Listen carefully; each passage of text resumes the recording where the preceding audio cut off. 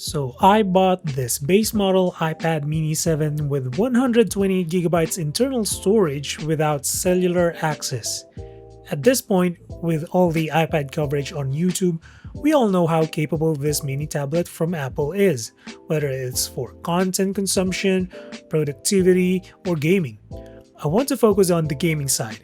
It's not your typical gaming review though. Instead, it's hyper focused on one aspect of gaming, which is gaming using Steam Link and PS Remote Play. Not interested in mobile gaming, but when it comes to handheld gaming, it's a different ballgame. TLDR, if you are looking to own an iPad mini strictly for remote play sessions, I guess that this is a sign to get one now because it's awesome. As someone who started and loved playing games on Game Boy and PSP, there's always that itch to play games handheld, without needing to be seated in front of your desktop. Sure, it's nice to have all the pixels on a large screen screaming at your face, but for someone who works in front of a desktop every single day, it gets tiring. That's why I decided to get a Nintendo Switch last year. I wanted to play games wherever possible. While I did and still enjoy my time with the Switch, the selection of games is limited compared to the games that I typically play. That's when I thought of buying a handheld gaming device. I initially thought of getting a Steam Deck or ROG Ally.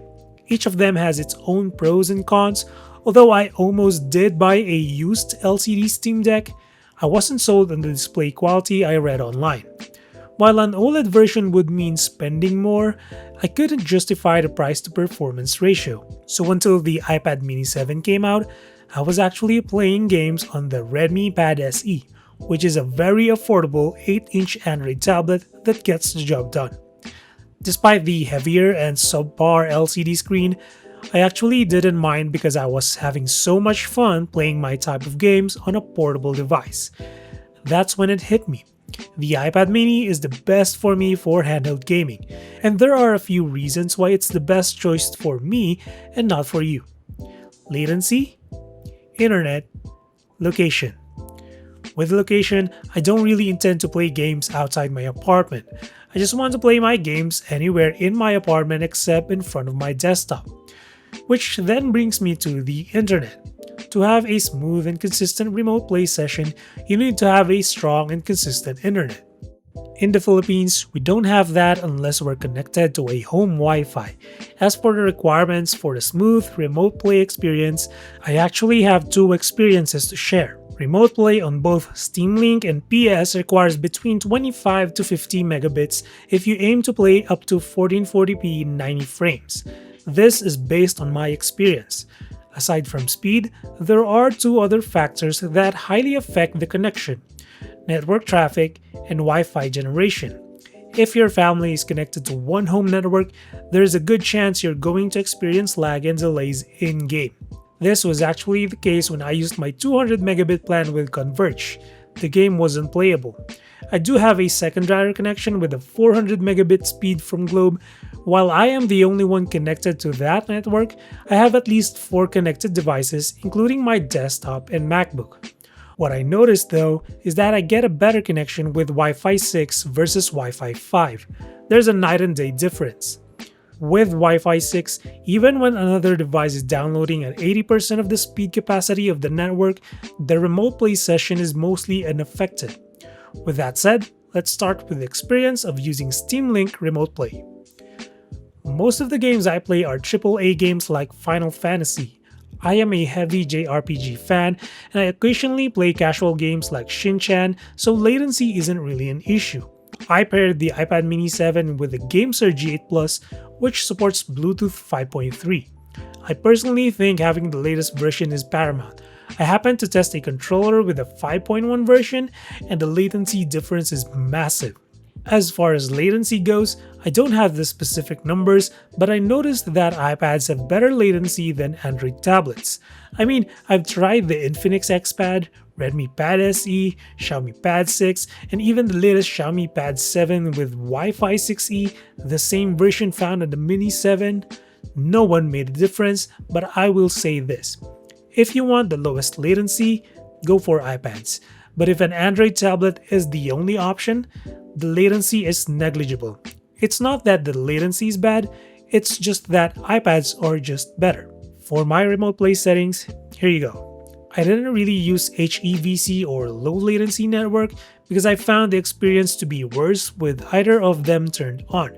That's where I got smudgy textures after a few minutes of playing. For resolution and FPS, I recommend not going over what the iPad mini supports for the most stable experience. Yes, there is a difference in sharpness regardless of the resolution. I guess that's just how it is with the remote play. This is especially noticeable in the surroundings when moving. You can kinda see the world getting a little blurry when moving and then suddenly getting sharp when you stop. However, this did not bother me at all. It's not a big deal, especially since it's a smaller screen. Switching to PS Remote Play, I didn't play around with the settings since the app is a download and play type of thing. I feel like the latency on the PS versus Steam is slightly better though, if not the same. The resolution is also a bit sharper. That's just one of the good things about PlayStation. You don't have to meddle with the settings because everything is done for you automatically. However, PS Remote Play is highly dependent on your connection, meaning the remote session is sensitive to adjusting the resolution of the stream as soon as it detects some big changes in the network to compensate for a consistent experience. Now, how's the battery life of the iPad mini 7? I didn't know that remote play is a taxing activity because I thought it was similar to watching a video in high resolution. But apparently, it's not. While remote play on Steam and PS doesn't require lots of power from the chipset, it does require a lot of power from the modem and the display. Playing from 100% to 5%, I managed to get 5 hours of screen time on the Mini 7. I always charge in the middle of the day or before nighttime because I play games mostly on this iPad more than on my desktop. But if you're more addicted than me, the charging speed of the Mini 7 is only 20 watts max, meaning an hour to go from 0 to 70 and another hour to go from 70 to 100. That's how I use my iPad mini 7.